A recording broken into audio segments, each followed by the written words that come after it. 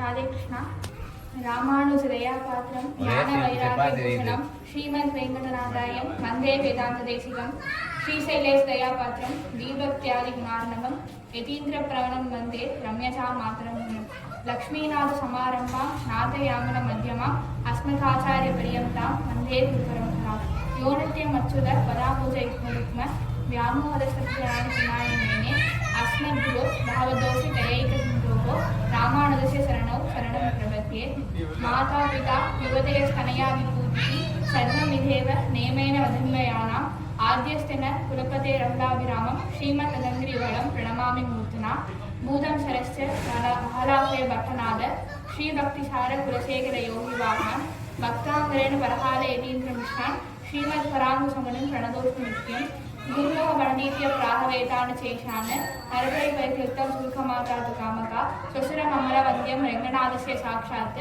द्विजकुलतिलकं तं विष्णुसिद्धं नमामि सकल वेदांत सारार्थ पूर्णाश्रयं विपुलवादुल्लगोत्रोद्भवानां वयं उचितसामात्रयोगीन्द्र पादाश्रयं वरदनारायणं मद्गुरुं संश्रये श्रीरङ्गाचार्य गुरोर्पुत्र दीशमादिगुणार्णवं श्रीनिवासगुरुं वन्दे वेदान्तद्वयसारकम् श्रीमते रामानुजाय नमः। रुक्मिणी सत्यभामा समेत श्री राजगोपाल परब्रह्मणे नमः। अश्वद्गुरुभ्यो नमः। இன்னைக்கு நம்ம கோயில்ல புஷ்பயாகம் நடந்துருக்கு. புஷ்பத்தால கோலம் போட்டிருக்கா சுவாமி இருக்கார். அதுக்கு முன்னாடி நம்மளுக்கு புஷ்பயாகம்னா என்னன்னு தெரிஞ்சுக்கணும். புஷ்பயாகம்னா என்னன்னா, புஷ்பம்னா நம்ம எல்லாருக்கும் தெரியும், பூ. யாகம்னா அமர்ப்பணம் இல்லைன்னா யஜ்ஞம் அப்படின்னு சொல்லுவோம். அதை நான் அப்போ புஷ்பயாகம்னா என்னன்னா, புஷ்பத்தால நம்ம பெருமாளுக்கு கொடுக்குற சமர்ப்பணம் யஜ்ஞம், புஷ்பத்தால நம்ம பெருமாளுக்கு கொடுக்குற அஞ்சலி, அதுக்கு பேர்லாம் தான் புஷ்பயாகம் அப்படின்னு சொல்லுவோம். ஆகம ரீதியா புஷ்பயாகத்தை எப்படின்னு சொல்றான்னா, புஷ்பயஜே தேவாதாம் அப்படின்றா. அதாவது புஷ்பத்தால நம்ம எப்பயும் பெருமாளுக்கு அஞ்சலி அர்ச்சனை செஞ்சுட்டே இருக்கணும், அர்ச்சனை பண்ணிட்டே இருக்கணும், அஞ்சலி தெரிவிச்சுட்டே இருக்கணும் அப்படின்னு சொல்றா. புஷ்பத்தால நம்ம பெருமாளுக்கு மனசார நம்ம பெருமாளை செஞ்சுட்டு கண்ணால அவனை பார்த்து புஷ்பத்தால நம்ம பெருமாளுக்கு அர்ச்சனை பண்ணும்போது நம்மளோட மனக்குழப்பங்கள் நம்மளோட எல்லாத்தையும் பெருமாள் தீர்த்து வைப்பாரு அப்படின்றது ஆகம ரீதியா சொல்றா. புஷ்பம்னா பெருமாளுக்கு அவ்வளோ பிடிக்குமா. அதை புஷ்பகர்ணோ பிரியோ விஷ்ணு, விஷ்ணுவுக்கு பூ அர்ச்சனை அவ்வளோ பிடிக்கும் அப்படின்ட்டு ஆகம ரீதியா சொல்றா. இதெல்லாம் சரி. இப்போ புஷ்பயாகம்ன்றது எதுக்கு பண்ணணும், புஷ்பயாகம்ன்றது எதுக்கு அப்படின்னு பார்த்தோம்னா, இப்போ நம்ம கோயில்ல பிரம்மோற்சவம் நடக்கிறது. அதுக்கு முன்னாடி பிரம்மோற்சவம்னா என்னன்னு பார்க்கலாம். பிரம்மனால தொடங்கி வச்சதுனால நம்ம பிரம்மோற்சவம் அப்படின்னு சொல்றோம். அதாவது பிரம்மணி ஆர்பயத்தே இது பிரம்மோற்சவா, பிரம்மனால தொடங்கி வச்சதுனால நம்ம பிரம்மோற்சவம் அப்படின்னு சொல்றோம். எல்லா ஊர்லயும் எல்லா கோயிலும் இந்த பிரம்மோற்சவம்ன்றது 10 நாள் தான் நடக்கும். ஆனா நம்ம கோபாலனுக்கு 18 நாள் நடக்கலாம். முதல்ல நம்ம ஏன் கோபாலன்னு சொல்றோம்னு பார்க்கலாம். எல்லா பெருமாளையும் பெருமாள் பெருமாள் பெருமாள் அப்படின்னு தான் சொல்லுவோம். கோபாலனை தான் நம்ம பார்த்து குழந்தை மாதிரி கோபாலா கோபாலா கோபாலா அப்படின்னு சொல்லுவோம். அது ஏன்னா எல்லா பெருமாளும் இப்போ சாரங்கவாணி சக்கரவாணி எல்லாரும் சேவிச்சிருப்பீங்க. அவங்க எல்லாருக்கும் 4 கை இருக்கும், சங்கு சக்கரம் எல்லாத்தோட இருப்பா.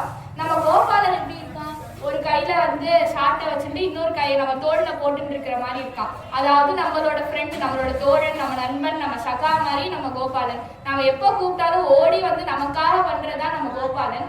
ஒரு கால் முன்னாடி இன்னொரு கால் பின்னாடியும் வச்சுட்டு நம்ம எப்போ கூப்பிடுறோமோ ஓடி நம்மளுக்காக பண்ணி நம்ம தோழன் மாதிரி இருக்கிறது தான் கோபாலன். அதனாலதான் நம்ம பெருமாள் அப்படின்னு சொல்லாம நம்ம மாத்து குழந்தை மாதிரி கோபாலா கோபாலா கோபாலான்னு சொல்லுவோம். எப்பயும் பெருமாளை கோவில்ல போய் சேவிச்சுட்டு பெருமாளை தரிசிக்கிறது ரொம்ப அவசியம். ஆனா எல்லாரும் இந்த காலத்துல சூழ்நிலையில எல்லாராலையும் கோவில்ல சேவிக்க முடியல, வயசாயிடுத்து, நிறைய சூழ்நிலை இருக்கு. அதனால இந்த பிரம்மோற்சவமான 18 நாள்லையும் பெருமாள் நம்ம ஆத்து வாசலுக்கு நம்மளுக்கு தரிசனம் கொடுக்குறா. அந்த 18 நாள்ல ஏதோ ஒரு தோஷமோ என்னவோ ஒரு தப்பு நடந்துருச்சுன்னா இந்த இறுதி நாளான 18 நாளாவது சாயங்காலம் இறுதியில அந்த தோஷத்தை கழிக்கிறதுக்கு நைவேத்தியம் பண்றதுதான் இந்த புஷ்பயாகம் அப்படின்னு சொல்லுவா. அதாவது ஆகம ரீதியா சர்வதோஷ நிவர்த்திய புஷ்பயாக அப்படின்னு சொல்றா. இந்த 18 நாள்ல ஏதோ ஒரு தப்பு தெரியாம நம்ம பெருமாளுக்கு பண்ணிட்டோம்னா இந்த புஷ்பயாகம் மூலியமா அதை நம்ம சரி பண்ணிக்கலாம். அதுக்கு பண்றதுதான் இந்த புஷ்பயாகம். அதுக்கப்புறம் இந்த புஷ்பயாகத்துல என்னன்னா, இந்த 18 நாளும் பெருமாள் வாகனத்துல பெருமாள் வாகனத்துல கட்டி அழைச்சிட்டு போயிருப்பா. உடம்பெல்லாம் அவருக்கு அவ்வளோ வலிக்குமா 18 நாள்லயும். அதனால அந்த உடம்பு வலியெல்லாம் போகிறதுக்காக ஒரு பூவாலையும் பெருமாள் அலங்காரம் பண்ணி ஒரு பூவும் பெருமாளுக்கு ஒத்துரை கொடுக்குற மாதிரி, நம்மளுக்கு அம்மா அப்பா கை கால் அப்படி விடுற மாதிரி நம்ம பூவால பெருமாளுக்கு ஒத்துரை கொடுப்போம். புஷ்பயாகம் அப்படின்றத பண்றோம். பெருமாளுக்கு வந்து அர்ச்சனை செய்யறதுக்கு நிறைய பூ இருக்கு. ஆகம ரீதியா ஒரு 64 பூவை சொல்லியிருக்கா. அந்த 64 பூ என்னன்றது இப்ப பார்க்கலாம். துளசி, மல்லிகை, முல்லை, இருவாட்சி, தாமரை, அல்லி, செந்தாமரை, நீலத்தாமரை, செண்பகம், சம்பங்கி, கனகாம்பரம், நந்தியாவட்டை, அரளி, செவ்வரளி, வெள்ளை அரளி, மஞ்சள் அரளி, பவழமல்லி, மருகு, மந்தாரம், குறுக்கத்தி, நாகலிங்கம், பூவரசு, வேப்பம்பூ, வில்வம்பூ, இலும்பைப்பூ, புன்னைப்பூ, வாகைப்பூ, தேங்காய்ப்பூ, பனைப்பூ, மாம்பூ, எலுமிச்சைப்பூ, கொய்யாப்பூ, மாதுளைப்பூ, வாழைப்பூ, அவரைப்பூ, பீர்க்கங்காய்ப்பூ, சுரைக்காய்ப்பூ, பூசணிக்காய்ப்பூ, வெண்டைக்காய்ப்பூ, முள்ளங்கிப்பூ, காராமல்லிப்பூ, காட்டு துளசிப்பூ, ஜாதிமல்லிப்பூ, குண்டுமல்லி, வெள்ளை மல்லி, ரோஜா, சம்மந்தி, செவ்வந்தி, தாகாரைப்பூ, அகத்திப்பூ, குருவிந்தாப்பூ, கரிகாலிப்பூ, துத்திப்பூ, புளியம்பூ, நெல்லிப்பூ, பரிசாம், நீல அள்ளி, வெள்ளை அள்ளி, செம்பருத்தி, மருதாணிப்பூ, தும்பைப்பூ, இந்த 64 பூவையும் கொண்டுதான் நம்ம வந்து பெருமாளுக்கு அர்ச்சனை செய்வோம்னு ஆகம ரீதியா சொல்லியிருக்கா. இந்த பெருமாளுக்கு இந்த 64 பூல வந்து அர்ச்சனை செய்வோம்னு சொல்லிட்டோம். இதுல வசத்தியான ஒரு 4 பூ வந்து ஆழ்வார்லாம் சொல்லியிருக்கா. அதுல முதல்ல வந்து துளசி தான் வந்து இருக்கிறதுலே ரொம்ப வசத்தியா. இதுக்கு வந்து ஒரு கதை கூட சொல்லுவா. ஒரு நாள் கிருஷ்ணர், ருக்மணி, சத்யபாமா இவ 3 பேரும் தனியா இருக்கும்போது சத்யபாமாவுக்கும் ருக்மணிக்கும் ஒரு சின்ன கருத்து வேறுபாடு வருதா. கிருஷ்ணர் கிட்ட யாருக்கு பக்தி அதிகமா இருக்கு அப்படின்னு சொல்லிட்டு. அதனால ருக்மணி சத்யபாமா என்ன பண்றா, துலாபாரத்துல ருக்மணி அவரோட ஆபரணங்கள் நகை எல்லாம் வைக்கிறா, சத்யபாமா அவரோட ஆபரணங்கள் நகை எல்லாம் வைக்கிறா.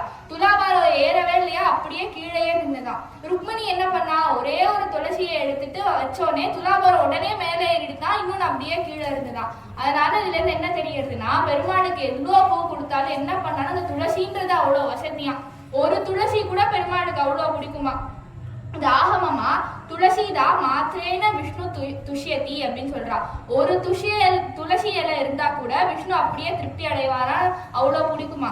அடுத்தது என்ன இது ரொம்ப வசதினா, மல்லிகைப்பூவும் முல்லைப்பூவும். மல்லிகைப்பூலையும் முல்லைப்பூலையும் என்ன ரொம்ப வசதினா, வாசனையாகவும் இருக்கும், சுத்தமாகவும் இருக்கும். இதை இன்னொன்று வந்து ஆண்டாள் இதைதான் சூடி கொடுத்த சுடற்கொடி. ஆண்டாள் சூடி கொடுத்த மாலையில இருக்கிறது மல்லிகைப்பூவும் முல்லைப்பூவும் தான். இந்த சூடி கொடுத்த சுடற்கொடி கதை வந்து எல்லாருக்கும் தெரியும்னு நினைக்கிறேன். இந்த பெரியாழ்வார் வந்து எப்பயுமே பெருமாளுக்கு வந்து பூ தொடுத்து மாலையா வந்து பெருமாளுக்கு பண்றது டெய்லி ரொட்டீனா வச்சுட்டு இருந்தா. அப்போ ஒரு நாள் இதே மாதிரி அந்த பூச்சோலையில வந்து பூ பறிச்சுட்டு இருக்கும்போது ஒரு குழந்தை கேட்கறதான்.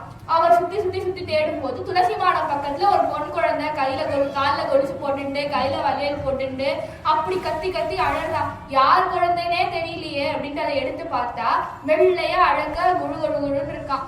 துளசி மாடம் பக்கத்துல இருந்து எடுத்ததால அத்துழாய் அப்படின்னு பேர் வச்சு அந்த குழந்தைய வளர்க்கிறார். குழந்தையிலேருந்து கிருஷ்ண கீர்த்தனை எல்லாம் சொல்லி வளர்ச்சதுனால கிருஷ்ணர் மேல அளவுக்கு அதிகமான பிரேமை ஆயிடுறது. கல்யாணம் பண்ணினா அந்த ரங்கமன்னாரான கிருஷ்ணரை தான் கல்யாணம் பண்ணிப்பேன் அப்படின்னு அவர் சொல்லிட்டு அவ அப்பா ஒரு நாள் மாலை எடுத்துட்டு போறாளா, அந்த மாலையை தான் மேல போட்டுட்டு கண்ணாடிக்கு முன்னாடி நின்று அழகு பார்த்துட்டே இருந்தா. இது அவ அப்பாவுக்கு தெரியவே தெரியாது. ஒரு நாள் பார்த்துட்டு, நீ என்ன பண்ணிட்டு இருக்க, பெருமாளுக்கு போடுற மாதிரி நீ போட்டுக்கிறியா, அதுதான் நான் இத்தனை நாளா பெருமாளுக்கு கொடுத்துட்டு இருக்கேன், நான் இவ்வளவு பெரிய பாபம் பண்ணிட்டேன்னு அவளையும் திட்டிட்டு உடனே ஒரு புது பூ தொடுத்து மாலையா எடுத்துட்டு போயிட்டு ரெங்கம்மன்னாருக்கு கொடுத்தா. நான் அதை போட்டுக்க மாட்டேன், உன் பொண்ணு போட்டுட்ட மாலையை தான் நான் போட்டுப்பேன் அப்படின்ட்டு பெருமாள் சொல்லிட்டாராம். அதுல இருந்தா அவனுக்கு சூடி கொடுத்த சுடற்கொடி அப்படின்ட்டு ஆண்டாளுக்கு பேர் வந்துருது. ஆண்டாளுன்ற பேர் என்னன்னா, அப்படிப்பட்ட ரெங்கமன்னாரையே ஒரு பூவால அப்படி ஆட்டி அசைச்சதுனால ஆண்டாள் அப்படின்ற ஒரு பேர் வந்துருச்சு. இதனாலேயே மல்லிகைக்கும் முல்லைக்கும் ஒரு தன்மை உண்டு. அது என்னன்னா, பக்தி அன்பு ரெண்டுமே அந்த பூல உண்டாம். அதனால நம்ம பெருமாளுக்கு மல்லிப்பூவாலையும் முல்லைப்பூவாலையும் அர்ச்சனை பண்றது ரொம்ப வசதியாகும். அடுத்தது தாமரைப்பூ. தாமரைப்பூ பத்தி எல்லாருக்குமே தெரியும். நம்ம மகாலட்சுமி இருக்கிறதே தாமரைப்பூல தான். தாமரைப்பூக்கும் பெருமாளுக்கும் அப்படி ஒரு தொடர்பு உண்டு. இன்னொன்னு ஒண்ணு என்னன்னா, பெருமாளோட கண்ணே தாமரைப்பூ மாதிரி தான் இருக்கும்னு அவ்வளவு ஆழா சொல்லியிருக்கா. அமரநாத பிரான்ல ஒரு கூட இருக்கும், நீண்ட பெரிய வாய கண்கள்னு பெருமாளோட கண்ணே தாமரைப்பூ மாதிரி தான் இருக்கு அப்படின்னு அவ்வளவு சொல்லியிருக்கா. அதனால நம்ம மகாலட்சுமி இருக்கிறதும் தாமரைப்பூல தான். அடுத்தது நம்ம கோபாலனுக்கு ரொம்ப வசதியான செண்பக பூவும் சம்மங்கி பூவும். அந்த 2 பூலையும் வந்து மனம் ரொம்ப, அதாவது வாசனை ரொம்ப ஜாஸ்தியா இருக்கிறதுனால அதுவும் அர்ச்சனைக்கு ரொம்ப வசதி. அடுத்தது ரோஜாப்பூ. ரோஜாப்பூன்றது அன்புக்கு ரொம்ப வசதி. அதனால நம்ம பெருமாளுக்கு அர்ச்சனை பண்றதுக்கு ரோஜாப்பூவும் ரொம்ப வசதி. இது 5 பூவுமே ரொம்ப வசதி அப்படின்ட்டு ஆழ்வார் சொல்லியிருக்கா, ஆகம ரீதியாவும் சொல்லியிருக்கா. இந்த 5 பூவும் இருக்கட்டும், இந்த 5 பூவோட ஒரு வசதியான ஒரு பூ இருக்கு. அந்த 5 பூ, அந்த 64 பூ தவிர ஒரு வசதியான பூ இருக்கு. அந்த பூவால பண்ணா பெருமாளுக்கு ரொம்ப பிடிக்கும். அது என்ன பூனா நம்ம மனம். நம்ம மனசை பெருமாள் திருவடியில வச்சுட்டு உனக்கு தாம்பா நான் இருக்கேன், உனக்கு தாம்பா பண்றேன்னு அவங்க கிட்ட சரணாகதி பண்ணிட்டோம்னா அதை விட பெருசு எதுவுமே இல்லையா. அவன் அதுதான் எதிர்பார்க்கிறான். இந்த மனசுன்றது ஒரு 4 எண்ணத்தால கட்டுப்பட்டு இருக்கு. காமம், குரோதம், மதம், மாச்சரியம். இந்த 4 குணத்தாலையும் நம்ம அப்படியே கண்ட்ரோலா இருக்கோம். அதாவது காமம்ன்றது என்னன்னா ஒரு பொருள் வேணும் அப்படின்னு ஆசைப்படுறது. அந்த பொருள் மேல வச்சிருக்கிற ஆசை பேரு காமம். குரோதம்னா அந்த பொருளை எப்படியாவது அடைஞ்சு ஆகணும்ன்ற இருக்கிற வெறி பேரு குரோதம். மதம்னா அந்த பொருளை அடையிறதுக்கு நம்ம பண்ற செயல் தான் கரெக்ட், நம்ம பண்றதுதான் கரெக்ட்ன்னு நினைக்கிறது மதம். மாச்சரியம்னா எதிராளி நீ பண்றது தப்புன்னு சொன்னாலும் நான் பண்றதுதான் சரின்னு நினைச்சுக்கிறது மாச்சரியம். இந்த 4 குணத்தினாலதான் நம்ம மனசு கட்டுப்படாம பெருமாள்கிட்ட போகாம இன்னும் நம்ம லாக் ஆகி இருக்கோம். இது நம்மளுக்கு மட்டும் இல்ல, அப்பேற்பட்ட ஆழ்வார் அர்ஜுனர் எல்லாருக்கும் இருக்கு.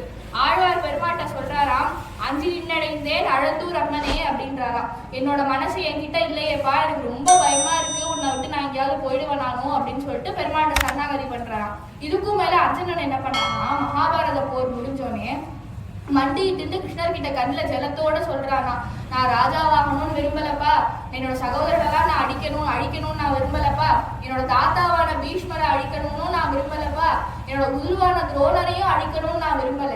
நான் இவ்வளவு பண்ணிட்டேனே, நான் கெட்டவனா, நான் ஏன் இதெல்லாம் பண்ணேன், எனக்கு ஒண்ணுமே புரியலையே கிருஷ்ணா. இதுக்கும் மேல என்னோட சகோதரனான கர்ணனையும் நானே அழிச்சிட்டேனே, நான் என்ன பண்றது, இவ்வளவு கெட்டவன் ஆயிட்டனேன்னு சொல்லிட்டு அப்படி அழறா கிருஷ்ணர் கிட்ட. கிருஷ்ணர் ஒரு வார்த்தை சொன்னாரா, கர்ணனை நீ எப்படா கொன்ன? அவன் பரசுராமர் கர்ணனுக்கு ஒரு சாபம் கொடுத்துறா. அதாவது நீ நினைக்கிற டைம்ல நீ கத்துட்ட கலையெல்லாம் உனக்கு மறந்து போயிடும்னு. அப்பயே முதல்ல அவன் செத்து போயிட்டான். அடுத்தது அவனோட கவச குண்டலத்தெல்லாம் இந்திரன் எடுத்துக்கும் போது 2ஆவதா செத்து போயிட்டான். குந்தி தேவி என் பையன் என் பிள்ளைங்கெல்லாம் உன் மேல எவ்வளவு அம்பு போட்டா, நீ ஒரு அம்பு எதிர்த்து போடக்கூடாதுன்னு சொல்லும்போது 3ஆவதா செத்து போயிட்டான். அப்படி செத்து போன பாம்பு மேல கடைசியா நீ ஒரு சாஸ்திரத்துக்கு ஒரு அம்பு போட்டிருக்க, இதுக்கெல்லாம் நீ குழம்பிக்காதடா அர்ஜுனா அப்படின்னு சொல்லிட்டு சொன்னாரா கிருஷ்ணர். கிருஷ்ணர் அப்போ சொன்னது என்னன்னா, சர்வம் தர்ம பிரியாச்ச மாமேக்கம் சரணம் வச்ச அப்படின்னு சொன்னாலாம். நம்ம இருக்கிற எல்லா தப்புக்கும் காரணம் நம்ம கிடையாது, நம்ம மனசுல ஏற்படுற குழப்பம் தான். அர்ஜுனா, உனக்கு தெளிவா இதுக்கு எல்லாத்துக்கும் பதில் தெரியும், இருந்தாலும் நீ குழப்பிக்கிற. உன்னோட சகோதரர்கள் பீஷ்மரை துரோணரை எல்லாரையும் நீ அழைச்சது தர்மத்தை காக்கணும் தாண்டா அர்ஜுனா. இதுக்கெல்லாம் நீ குழப்பிக்க கூடாது.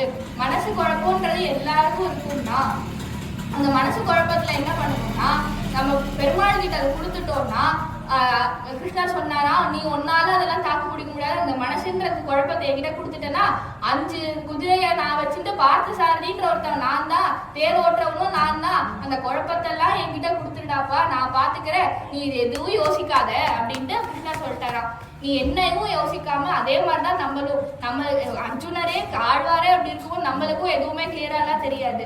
அதனால நம்ம பண்ண வேண்டியது என்னன்னா, மனசுல இல்ல எல்லா குழப்பத்தையும் அவன்கிட்ட கொடுத்து, நீ தாண்டா ஒரே வழி, நீ தாண்டா உன்னால தாண்டா நான் இருக்கேன் அப்படின்ட்டு எல்லாத்தையும் அவன் காலில் விழுந்து திருப்தியா அவன்கிட்ட சொல்லிட்டோம்னா, அதுவும் புஷ்பையாக வந்துட்டுனா ரொம்ப வசதி. இந்த சொன்னல புஷ்பன்றது பெருமாளுக்கு அவ்வளவு பிடிக்கும். அந்த புஷ்பையாக அன்னைக்கு பெருமாளை பார்த்து, உன்னால தாண்டா நான் இருக்கேன், உனக்காக தாண்டா நான் இருக்கேன், எல்லா மனக்குழப்பத்தையும் நீ பார்த்துக்கோ,